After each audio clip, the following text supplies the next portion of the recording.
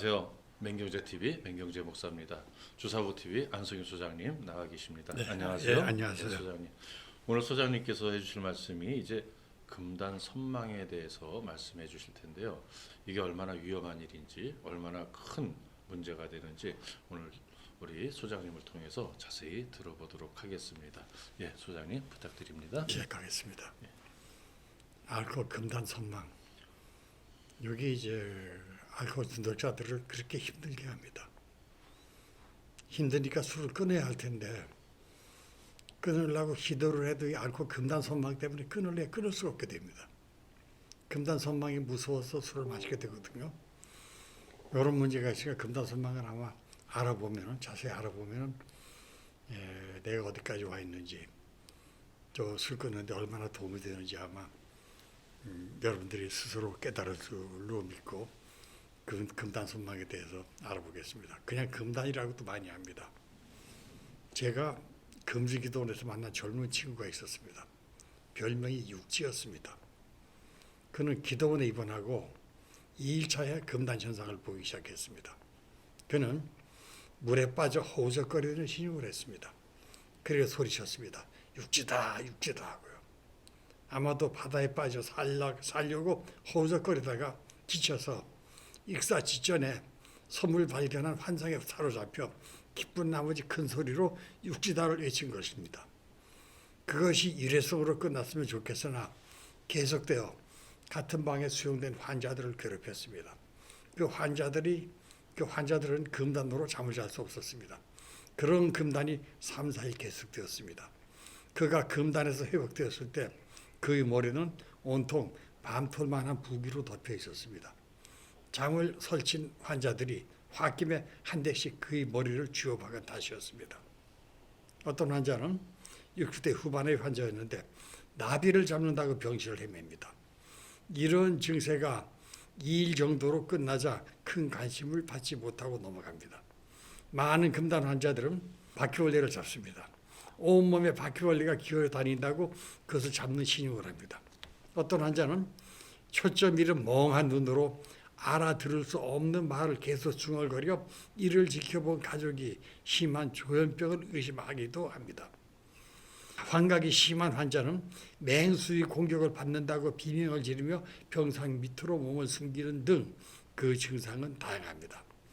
가벼운 금단은 손이 심하게 떨려 숟가락으로 국물을 떠먹을 수 없게 됩니다. 글씨도 쓸 수 없습니다. 더 고통스러운 것은 잠을 잘 수 없는 심한 불면에 시달리는 겁니다.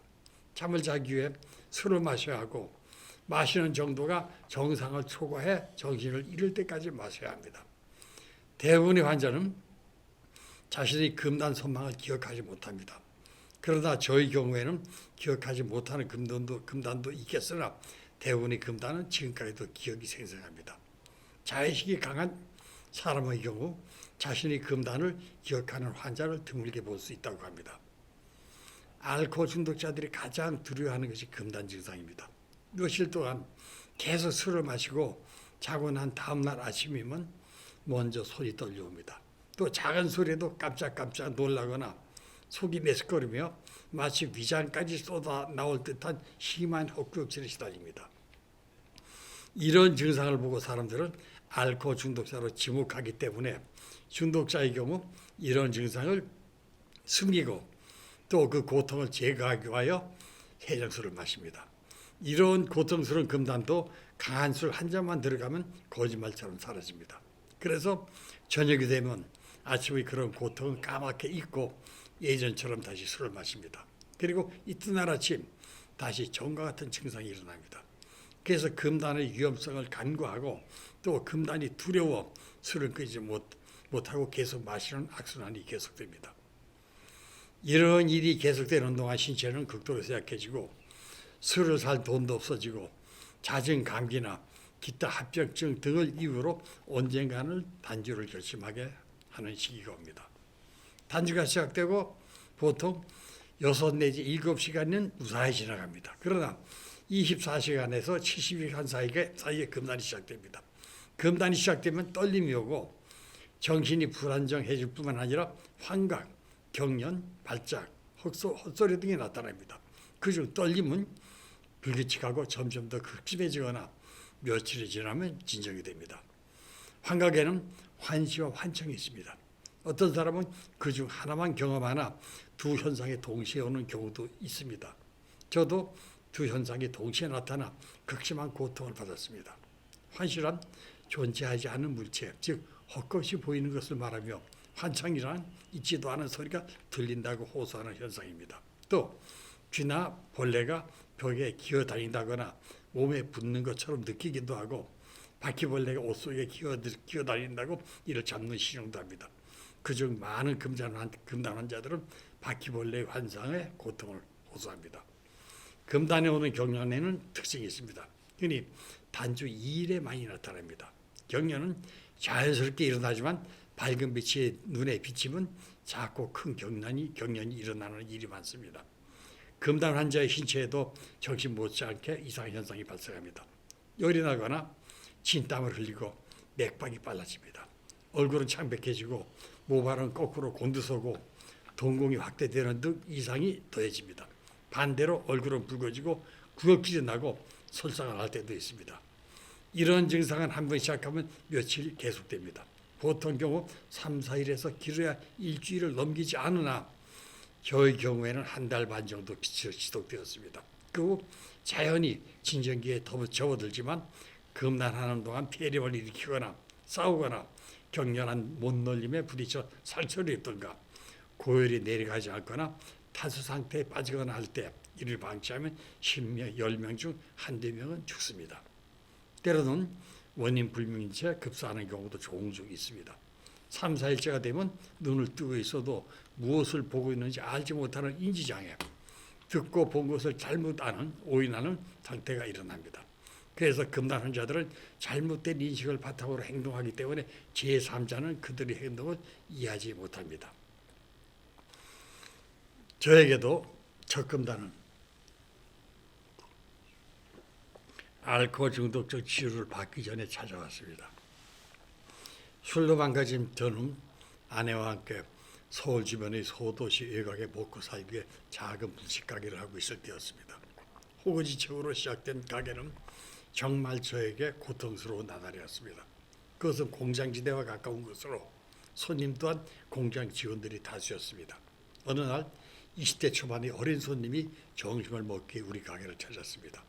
그는 음식을 먹다 말고 저를 불렀습니다. 그리고 마늘을 정했습니다. 손님이 정한이 가져다 둘 수밖에요. 기사를 끝낸 그는 다시 저를 불렀습니다. 그리고 그는 턱을 괴고 빈정거리는 말투로 말했습니다. 아저씨, 마늘이 왜 맵죠? 그런 마늘이 맵지 않고 달아야 하나? 내가 왜 이런 어린 저 녀석에게 이런 수모를 당해야 하지? 저는 자기 연민을 넘어 비참해진 자신에 대한 자괴감에 울분을 삼키며 식당 뒤로 돌아갔습니다. 그리고 치밀어 오르는 우라를 참을 수 없어 진정제로 또 마취제로 소주를 병채에 벌컥벌컥 들이켰습니다. 며칠 후 다시 우리 식당을 찾은 그는 커피를 2잔 자판기에서 뽑아놓고 저를 불렀습니다. 그리고 말했습니다. 아저씨는 이런 일 할 사람 같지 않은데 왜 이런 후진 곳에서 식당을 하죠? 한때는 기자로, 출판사 편집자로 유명 시인들과 또 유명 작가들과 또 사회 지성인들과 교류하던 저인데 공장지대의 이런 어린 사람에게까지 수모를 받는 제가 서러워. 그리고 자기 예민에 더욱 알코올 지옥에 빠지게 되었습니다. 그리고 그 술의 구렁텅이에서 빠져나올 수가 없었습니다. 그러던 어느 날 술에 지쳐 오후 3시경 누워있을 때였습니다. 육신이 지쳐 있어도 잠은 오지 않았습니다. 근데 잠시 후 이상한 소리가 천정에서 들려왔습니다. 젊은 사람 3-4명이 천정 속에서 정부 전복의 반정부 모의를 하는 소리가 들려왔습니다. 혹시나 2층에서 들려오는 소리가 아닐까 하고 2층으로 올라갔으나 사람들 그림자도 없었습니다. 건물 주인이 거주하는 2층은 그 시간에는 비어 있었습니다. 그러니까 사람이 있을 리가 없었습니다. 다시 내 방으로 돌아와 누워있으면 그 소리는 다시 들려왔습니다. 나는 밖으로 나갔습니다. 그리고 지나가는 사람을 붙들고 아래층과 위층 사이 슬라브를 가리키며 물었습니다. 저 슬라브에는 사람이 못 들어가죠? 그 행위는 별 미친놈 다 보았다는 표정을 지으며 저를 지나쳤습니다. 또 한 번의 금단은 늦은 밤에 찾아왔습니다. 술에 지친 나는 밥은 물론 술도 마시지 못할 정도로 파김치가 되어 있었습니다. 불면증으로 뒤척이고 있을 때 전화벨이 요란하게 울렸습니다. 물론 저에게만 들리는 환청이었습니다. 어릴 적 친구가 우리 집을 방문한다는 것이었습니다. 그는 실제 당시 집권당의 고위직에 있는 친구였습니다. 평소 망가진 저의 모습을 보여주기 싫어 의식적으로 피하던 친구였습니다. 그런 친구가 저를 찾아온다는 겁니다. 맑은 정신이었다면 내가 사는 것도 모르고 연락처도 모르는 친구가 이렇게 전화할 리도 없을 것입니다. 그러나 그런 생각은 정상인의 경우고 저는 극심한 금단 상태로 판단력은 물론 이해력 등 온갖 지적 기능이 마비된 상태였기 때문에 그런 환청을 사실로 믿었습니다. 수화기를 내려놓고 저는 어이가 없다는 듯한 표정으로 저를 바라보는 아내를 재촉했습니다. 고향 친구가 온다니까 빨리 장부하다가 음식 준비를 하라고. 그리고 손님 맞을 준비를 한다고 빗자루를 들고 비틀거리며 식당 바닥을 쓰기 시작했습니다. 당시 저는 그런 두 차례의 금단을 금단인 줄도 모르고 넘겼습니다. 물론 다시 술을 마시면 금단 유상은 거짓말처럼 사라지니까 위험성을 전혀 모를 수밖에 없었으니까요. 더욱 극심한 금단은 마포의 정신병원에서 시작되었습니다. 폐쇄병 등에 끌려간 다음 날 금단이 시작되었습니다. 물론 잠은 잘 수 없었고 밤낮을 가리지 않고 금단이 찾아왔습니다. 갓 입원 환자가 수용되는 회복실에 앉아 있을 때였습니다. 신입 환자는 기존의 환자들이 치료 교육을 받을 때 눕지도 못하고 병상에 책상다리를 하고 바른 자세로 앉아있게 강제했습니다. 그렇게 앉아있을 때 교육실에 모여 교육받는 환자들의 모습이 제 눈에 들어왔습니다. 그들의 모습은 광신 사교 집단의 종교 행위로 보였습니다. 그런 사교 행위를 막는다고 소리를 지르며 교육장으로 달려가려 했습니다. 악한 마귀들 물러가라고 외치면서요. 물론 회복실을 지키는 근무자의 저지로 침상에 강제로 눕혀졌습니다. 저는 제가 목사인 것으로 착각을 하고 저렇게 저지받을 때 이놈들이 목사를 때린다고 비명을 질러댔습니다. 그래서 잠시 저의 별명이 나이로 목사였습니다. 나중에 공공 내가 왜 목사라고 주장했을까 생각해보니 그 원인을 추리할 수 있었습니다. 엄혹한 현실과 중도의 굴레에서 벗어날 길을 찾지 못하던 저는 아내에 따라 종교에 귀할 수밖에 없었습니다. 그런 평소의 의식이 그렇게 금단에도 영향을 미쳐 자신을 목사라고 주장한 것이 아니겠는가. 또 목사라고 하면 그래도 사회에서 존경받고 함부로 대하지 못하는 것으로 알기 때문에 자신의 보호 본능으로 그런 말을 한 것으로 생각이 되었습니다. 다시 회복실에 앉아 있으면 시골 살인문이 제 눈앞에 나타납니다. 그리고 그 살인문 밖에서 제 막내 아들이 아빠 어서 오라고 부르는 모습이 눈에 들어왔습니다. 저는 사물함에서 몇 가지 되지 않은 일용품을 비닐봉지에 담아들고 문을 향하여 비틀거리며 달려나갑니다. 그럴 때마다 근무자의 강한 제지를 받고 가로막히곤 했습니다. 그런 저는 즐거움이 없는 병동의 장난감이 되어 있었습니다. 그런 저를 놀리고자 그들은 창 밑에 설치된 벽장에 문이 있다고 저에게 들어가게 했습니다. 그 병원 건물은 오래된 일식 건물로 창문이 있고 그 창 밑에 선반이 설치되어 있으며 그 선반 밑은 벽장이었습니다. 그것을 일본어로 오시레라고 불리는 곳이었습니다. 벽장에 들어가면 밖으로 나가는 문이 있다고 저를 속였습니다. 그래서 그 말을 믿고 벽장으로 들어가면 그들은 벽장 문을 닫고 저를 괴롭혔습니다. 사람 살리라고 비명을 지르면 그들은 손뼉을 치며 즐거워했습니다. 그런 저를 두고 환자들은 원장도 미친놈이고 제 아내도 미친년이라고 욕을 했습니다. 저런 정신병 환자를 알코올 전문병원에서 받는 원장도 돈에 미친놈이고 그런 정신병자를 알코올 전문병원에 입원시킨 제 아내도 정상이 아니라는 것이었습니다.